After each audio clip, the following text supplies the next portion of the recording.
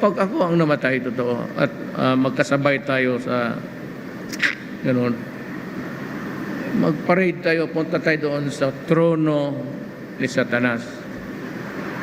Ang gawin ko sa harap ninyo, sampalin ko yung Satanas na yan at putulin ko yung buntot niya. What's up at welcome sa Pochoklak. Sa channel nito may akong sumuri ng mga relo ng mga kilalang personalidad at magbigay sa inyo ng masabot kayang alternatibo. Dahil mag-iisang taon na si former President Rodrigo Roa Duterte sa dahig, minabuti ko na sa video na ito sumuri ng 8 relo na kanyang isinusuot bago siya magbakasyon doon. Bago po tayo magsimula, i-share ko lang, mahilig kasi ako sa mga matatamis and usong-uso ngayon yung tinatawag na Dubai Chewy Cookie. Over the past month or so, marami-rami na akong na-try na mga online shop na nagbebenta niyan. But the best tasting so far would be the one from Bakes. So na-chance upon ko lang sila sa social media. And so kung mahilig kayo sa Dubai Chewy Cookie or gusto nyo lang subukan, gusto nyo ipang regalo, I suggest to give it a shot. Please give them a follow on Instagram. And kung order po kayo, do tell them I sent you so that malalaman nila na trip ko yung produkto nila. Hindi na ako magpapaligoy-ligoy pa. Tara na!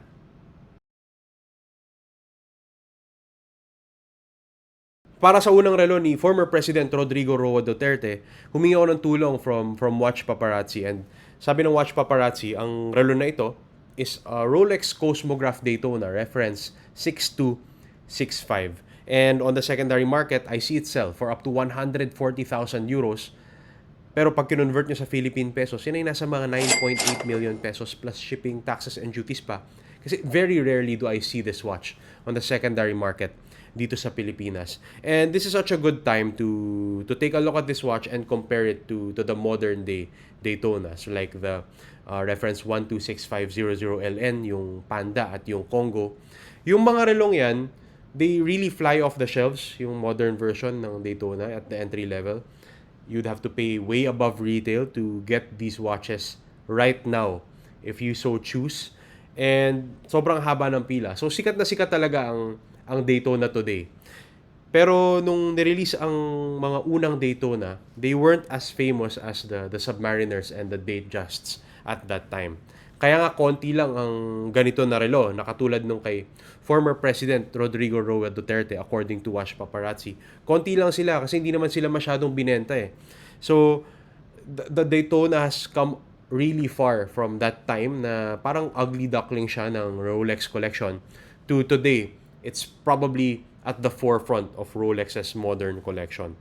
And that's interesting for me kasi kahit hindi sobrang pumatok ang 6265 nung lumabas siya nung panahon na yun, I actually prefer this design to the current version, the Panda.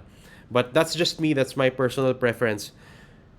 But the market does speak as well, and at a maximum secondary market selling price of 9.8 million pesos, the watch enthusiast community really does value this watch, especially for the history and for the rarity. Syempre pagdating sa specifications, the more modern the watch, the better.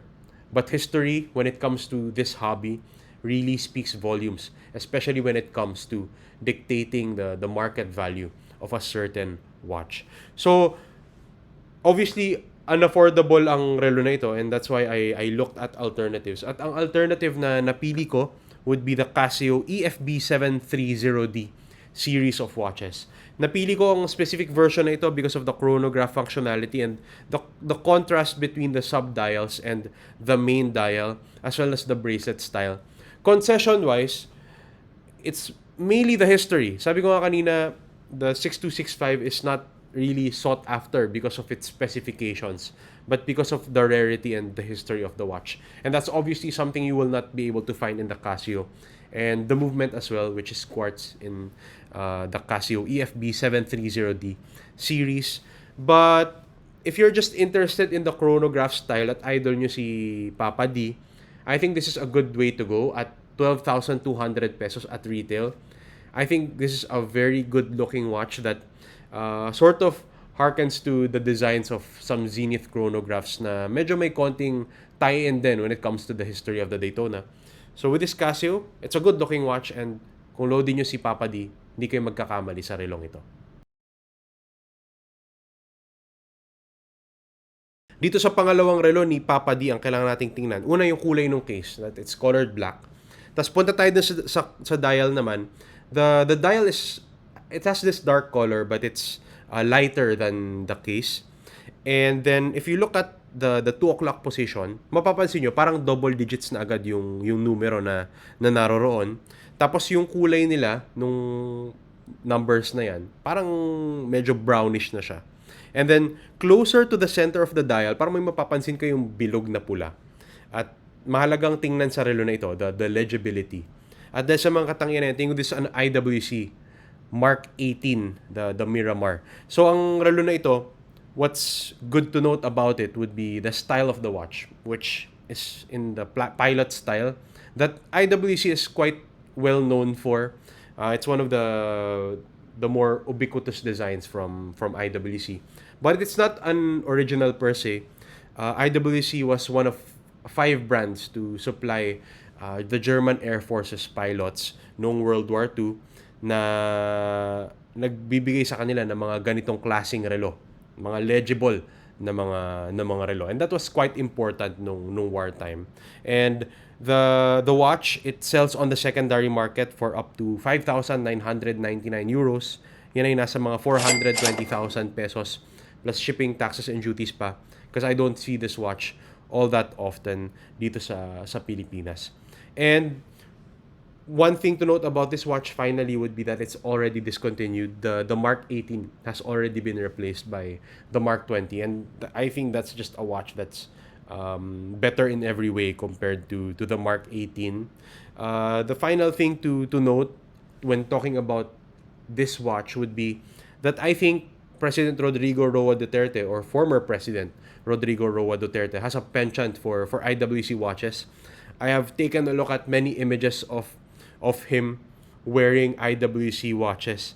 Even at with a certain image, he was wearing another variant of the Mark 18. So I think this is a style of watch that the former president really gravitates towards.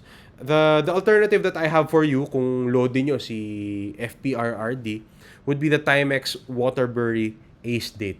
So ang relo na ito, I selected it because of the black case, the dark dial, the overall dark look, the pilot style. When it comes to the concession, standard naman, materials, finishing, and movement. But what I would like to point you to would be the style of the dial. These are both pilot style watches. Pero if you look at the IWC, it has a different display comparing it to the Timex. Doon muna tayo sa IWC.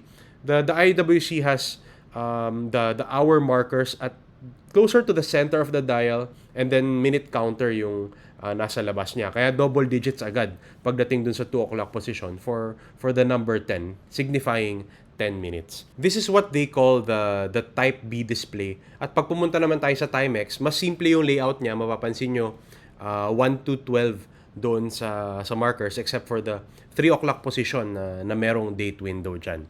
Similar to how the IWC executed it na meron ding date window. So ito ang tinatawag nilang Type A style naman ng dial. And there's quite a difference between these two when it comes to the looks. But overall, thematically, these are both pilot style watches. Ngayon, when you consider this Timex, I think it's a good watch kasi it retails for 11,795 pesos and is frequently on sale.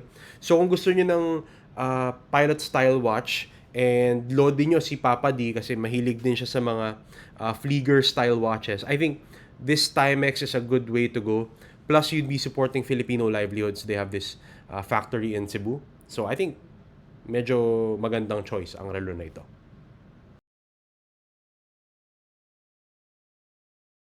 Dito naman ang kailangan nating tingnan would be the style of the watch na medyo dressy, parang pampormalan ang relo na ito ni Papa D, and that's quite a difference compared to his other watches na parang mas sporty yung dating. Let's also look at the markers na parang simple lang. They appear to be stick markers everywhere except the 3 o'clock position where there looks to be a date, and the 12 o'clock and 6 o'clock positions where there might be Roman numerals there. Another thing to look at would be the color of the dial, na kulay puti yan, and the size as well. This is quite a large watch, seeing it on the wrist of Papa D. At sa mga katangian natin, this is an IWC Portofino, and this is the dressy line of IWC.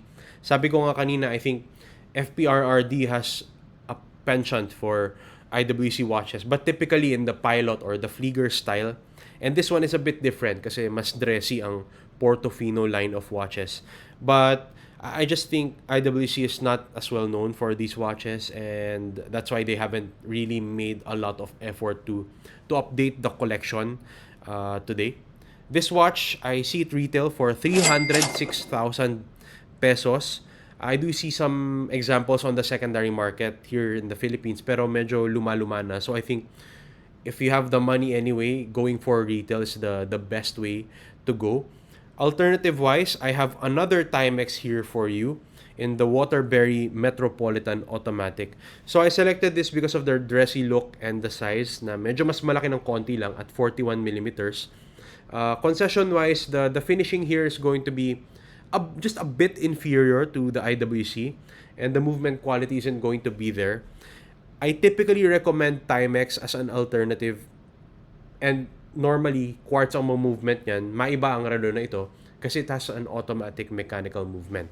That just means it's a bit more expensive than your typical Timex quartz models, but it's still more affordable than the IWC. It retails for 21,795 pesos but is frequently on sale, as is the case right now sa website ng Timex. So, you're looking for a watch, you want to support Filipino livelihoods, you'd like this simple style na medyo malaki-laki with a white dial, this Waterbury Metropolitan is a good choice for you.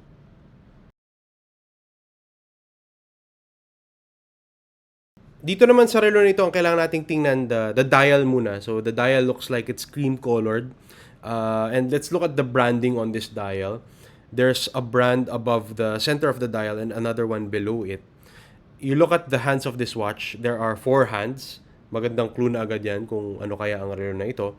And 2 of these hands are the Dauphine style hands, specifically the hours and the minutes. At sa mga katangian natin, this is a Seiko Grand Seiko SBGJ 017. So this watch, the Seiko Grand Seiko, it's quite a rarity when it comes to the watches of famous personalities dito sa Pilipinas. The only other time I featured a Seiko Grand Seiko was when I talked about the watch of Tommy Tiangco, na by the way, gumawa na kayo ulit ni Tim ng video, please. Ngayon, ang relo na ito, I'm a fan of it because of the GMT functionality. Alam nyo naman, dito sa channel na ito, lagi ko sinasabi, pinaka-paborito kong complication yan. And it's coming from Grand Seiko, which is a brand that I really respect. I do love Grand Seiko's dials, and one day I'm going to get one for sure. I just haven't been able to find that right mix of size and complications, lalo na sa mga GMT watches. Frequently kasi they have these in 39.5 millimeters. And like ko sinasabi, I love classical sizing. So if Grand Seiko is able to put anything together that has these unique nature-themed dials, has the GMT complication, is in the perfect size for me, I would definitely grab one. But for now, in their current catalog, wala pa yan. But this watch is already discontinued. There's already an updated reference. Lalo na nagkaroon kasi ng independence ang Grand Seiko na brand from the bigger Seiko brand. So today, the updated reference already has just Grand Seiko stamped on its dial. This watch, discontinued na nga, sabi ko, I can see it still sell on the secondary market for up to 4,500 euros. And yan ay nasa mga 320,000 pesos pag kinonvert nyo, plus shipping, taxes, and duties pa, kasi medyo rare din ito dito sa Pilipinas. Alternative-wise, kung loadin nyo si Papa D, I suggest the Seiko Presage SSK 041J1. This is a more modern watch compared to the Seiko Grand Seiko. And it utilizes the 4R34 mechanical GMT movements from Seiko. And this is quite affordable. So when it comes to mechanical GMT movements, Seiko introduced the movement, and they've since leveraged on it. They started with the 5KX collection, but has now expanded it to other lines, such as the Presage entry-level line. Ngayon, the concession when it comes to this watch would be visually the texture on the dial. You don't have that on the Seiko Grand Seiko. And the finishing would also be very different, and the movement, of course. So the movement on this one is a collar style GMT as opposed to the traveler style GMT movement of the Seiko Grand Seiko. Ang kaibahan niyan dun sa traveler style, it has the jump hour functionality. While dito sa collar style, ang ina-adjust is yung GMT hand. So this watch, it retails for 33,050 pesos. That's just a little more than 10% of the maximum secondary market selling price of the Seiko Grand Seiko. And it's coming from practically the same house. Sinasabi ko rin sa channel nito, Seiko is to Grand Seiko as Toyota is to Lexus. So Seiko is still a reliable brand, and this is just a beautiful watch, especially with that texture on the dial. So kung interesado kayo dito sa ganitong klaseng style ng relo, the Seiko Presage line is always a good way to start. Sa video ni Press Secretary Atty. Trixie Cruz Angeles sa kanyang Facebook page, isang relo ang ipinagkaloob sa dating Pangulo. Sa kahon, nakasulat ang Salamat PRRD mula sa mamamayang Pilipino. Okay, so you'll see here that Rodrigo Duterte is being handed a watch for his retirement from Philippine politics. And, you know, what a lucky guy. The watch is upside down, though, based on this footage. It says here as well, in English, this would mean thank you from the people of the Philippines. And anyway, let's talk about the watch. The watch is a Breguet Classique Calendrier 7337. And this is from an old brand. So Breguet is an old brand. It was established in 1775. So now it's 2025, and that's already 250 years ago. They're well known for crafting dress watches with, you know, signature features, I guess, like the hands. The hands are known as Breguet hands, as you'll see on their logo. And they're also known for using Guilloche dials. This one retails for $50,500 US. I think that's about 2.9 million pesos, but obviously, you know, this one is difficult to get. So if you look at Chrono 24, I saw one for about 2.5 million pesos. That said, the alternative that I have for you, you know, it has to match this in some respect, but not really, right? Especially in terms of the presentation, the dial orientation, it's going to be different. All the same, though, I'm recommending the Frederic Constant Heartbeat Moonface date. So this one has an open heart, and that makes it unique. But speaking about the brand, it's a relatively new brand, only established in 1988. So there's not a lot of history. But I think in terms of the looks department and the complications, I think it matches the Breguet. It has the moon face, as you'll see here. It sells for 1,995 euros or 125,000 pesos, plus taxes and duties, of course. And in Chrono 24, it sells for about 110,000 pesos. You're not disqualified. Sabi Manila noon sa ano, itong kumilik na to, isa pa to. Dito sa relo ni Mayor Rodrigo Duterte, ang kailangan nating tingnan dyan, yung case shape niya, pati yung matte finish nito. Mapapansin nyo rin, meron, makikita nyo may 12, 3, 6, and 9. Tapos mapapansin nyo talagang legible yung hands, no? From this angle, I think yung time nga na nakalagay dyan is 9:20. Mapapansin nyo rin, merong black leather strap. At dahil sa mga katangian na yan, tingin ko this is a Zin 856 UTC, the fully regimented version, no, on the strap. Talagang mahalaga dito yung pagiging Flieger or pilot's watch ng relong ito. Ang brand na Zin po, no, is the first time I'm featuring this on this channel. Established yan noong 1961 by Helmut Zinn. At noong panahon pa na yun, focus niya na ang pilot watches. That continues up to today, but they've expanded or broadened their horizons, and marami na po silang style ng watches na tinatakil, no? For example, dive watches. Si Duterte talaga mahilig yan sa IWC. And before seeing this footage, no, akala ko puro siya IWC, but it's really good to see him exploring other brands like the Zin, because I think the Zin is a great alternative sa IWC, no. Ang relo na ito talagang useful sa mga piloto. Kasi nagtatrack po ito ng second time zone. So imagine yourself moving around, no? Talagang you would have to track multiple time zones. Kaya kailangan po yung, or magandang benefit yung tracking 2 time zones pagdating po sa mga piloto. Ngayon, yung UTC, ang ibig sabihin po niyan, Coordinated Universal Time, which is similar to GMT or Greenwich Mean Time. Ang SRP po ng relong ito, 2,017 euros. That's net of VAT. Kaya in Philippine terms, yan po ay 134,000 pesos, around that amount. But you would have to add VAT to get the reasonable amount kung ibebenta po yan dito sa Pilipinas. Ang alternative po na naisip ko is a Timex watch, the Waterbury GMT Pan Am. Naging focus talaga yung Flieger style, which is characterized by legibility at the ability to track 2 time zones. Ang concessions dito, yung level of finishing and yung pagiging quartz ng movement sa loob ng relo. Ang SRP po nito, 19,995 pesos.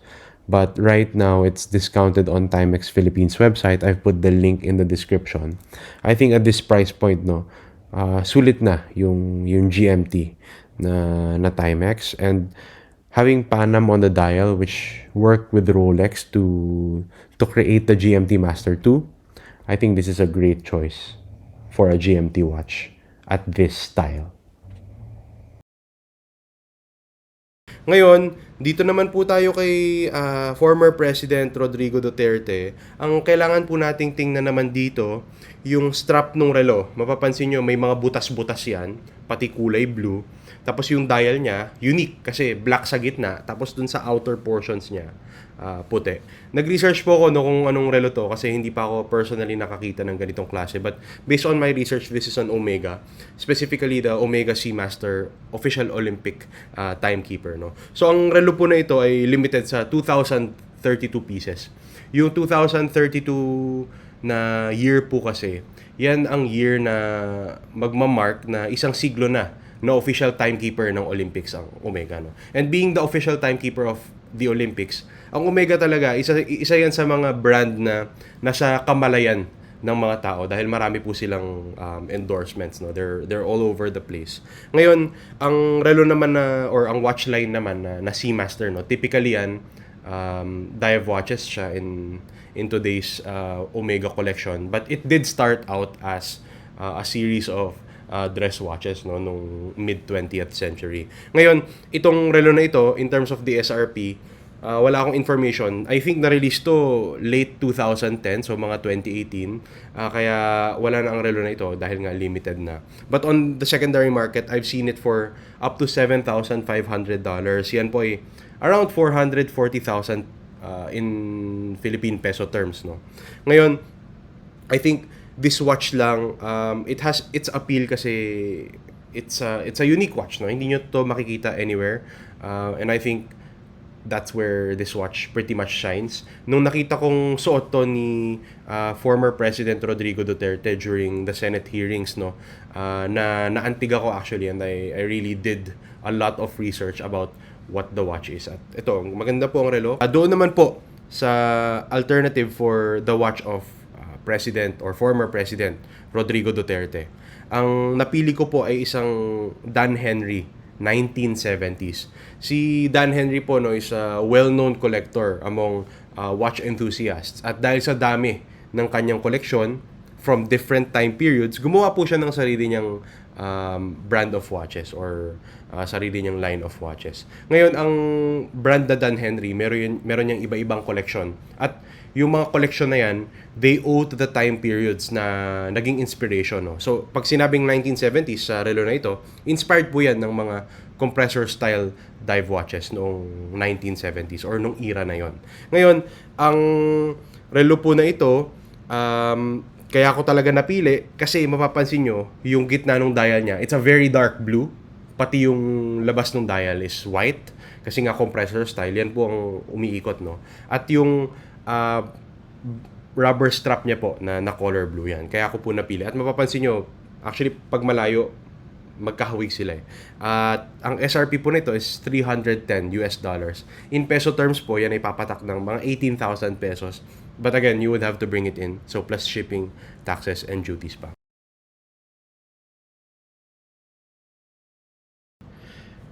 Dito muna tayo sa amo kay former President Rodrigo Duterte. Ang kailangan po nating tingnan dito, yung hugis ng case, which is circular. And then, pinaka-distinctive for me, yung hugis naman nung lugs nung relo. Tingnan din natin yung dial format. I think gumagamit ng Arabic numerals. And then, you'll see that there's a sub-dial at the 6 o'clock position. At dahil sa mga katangian na yan, tingin ko this is an IWC Da Vinci, the 150 years edition of the watch. Ngayon, ang relo na ito is a dress watch, and I think consistent yan sa preferred styling ni former President Rodrigo Duterte when he wears his watches or when he used to wear his watches before po siya makulong sa Hague. Ang relo na ito, while it is a dress watch, I'm not really a fan of the size at 40.4 millimeters. I like my dress watches to be 39 millimeters or smaller, but that's just me. Ngayon, ang relo na ito on the secondary market, I see it sell for up to 8,350 euros. Yan ay nasa mga 584,000 pesos pag kinonvert nyo po sa currency natin dito sa Pilipinas. At ang ganyang klaseng presyo is out of reach for most Filipinos. Kaya kung loads nyo po si Digong, ang kailangan nating tingnan ay isang alternative. And for the alternative, I'm proposing the Orient Bambino in 38 millimeters. So kaya ako napili ang relo na ito because of the dressy style and the small seconds. But in terms of the concessions, mapapansin nyo, it's very different in terms of the markers kasi yung Da Vinci from IWC, gumagamit yan ng Arabic numerals. Dito, alternating stick markers and Roman numerals.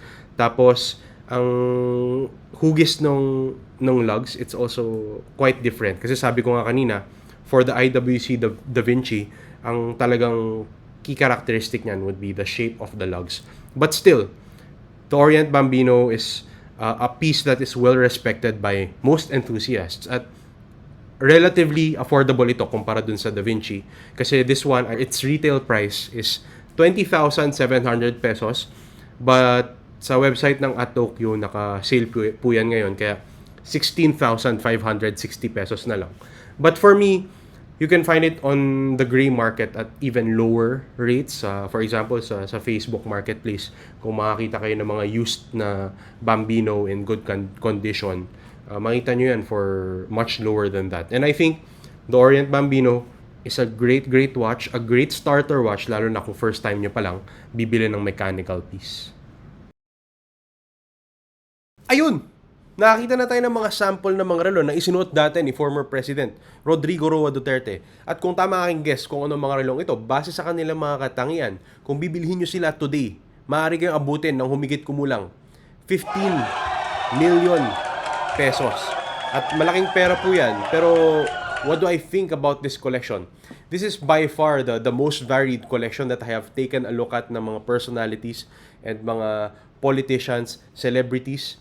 Maraming brands, maraming klaseng complications. We've got a great vintage piece here. We've got a Seiko, Grand Seiko. How often do you see that, right? And we've even seen yung brand na Zin. And so I'm really happy with this collection. Kung kailangan ko pong pumili kung ano ang aking paborito sa mga relo na tiningnan natin sa video nito, that would be the Seiko, Grand Seiko SBGJ 017. What can I say? I'm just a simp for the GMT functionality. At doon naman po tayo sa alternatives. Ang pinaka-paborito ko naman, yung Orient Bambino. I really love the simplicity but the classiness of this watch. I think it's a really timeless look, lalo na kung nagsisimula pa lang kayo sa mga mechanical na relo. I think this is a great start for you. Pero opinion ko lang po yan. Kung iba pong inyong opinion, kung tingin nyo meron pang ibang relo na mas angkop bilang alternative, let me know in the comment section down below. Kung nagustuhan nyo ang video na ito, please hit the like button. At kung trip nyo yung ganitong klaseng content, watch reviews, pagsuri sa mga relo ng mga kilalang personalidad, please subscribe to the channel and hit the bell icon. Yun lang po. Maraming salamat sa oras ng panonood. Laters, yo!